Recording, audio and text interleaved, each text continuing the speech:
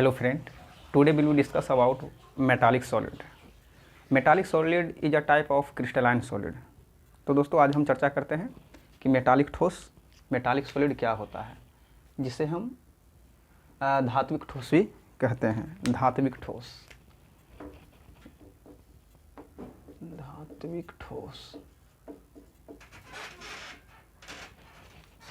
तो दोस्तों इसका डिफिनीशन है the crystal in which particle are held together metallic bond are called metallic solid. तो इसे हम हिंदी में इस प्रकार डिफाइन कर सकते हैं कि वैसा ठोस जिसके कंस्टिट्यूएंट पार्टिकल या अवयवी कण मेटालिक बॉन्ड के द्वारा धात्विक बंधन के द्वारा बंधा होता है, उसे धात्विक ठोस कहते हैं। तो अब ध्यान दीजिए, मेटालिक बॉन्ड क्या होता है, मेटालिक बॉन्ड किसे कहते हैं।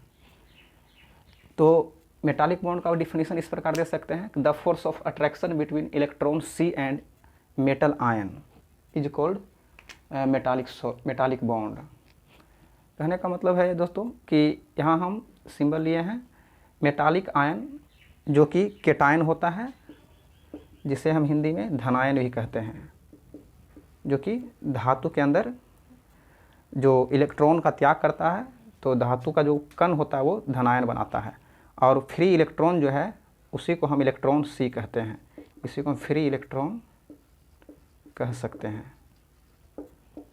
तो देखिए, इन दोनों के बीच जो अट्रैक्शन होता है उसी को हम मेटालिक बॉन्ड कहते हैं।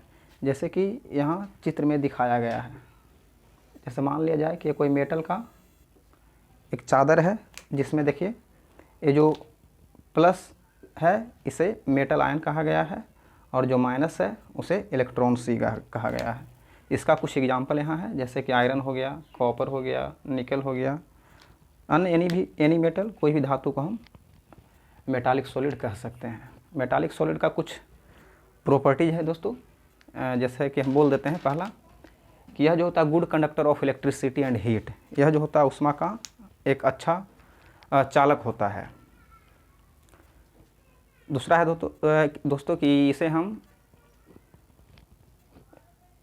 पीट करके लंबा किया जा सकता है, जिसे हम हिंदी में आघात वर्धनीय कहते हैं। तो ये था मेटालिक सॉलिड, और इसके बाद हम देखते हैं कि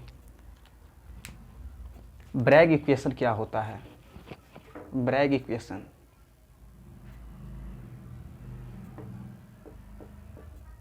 इक्वेशन हम अगले वीडियो में देखते हैं,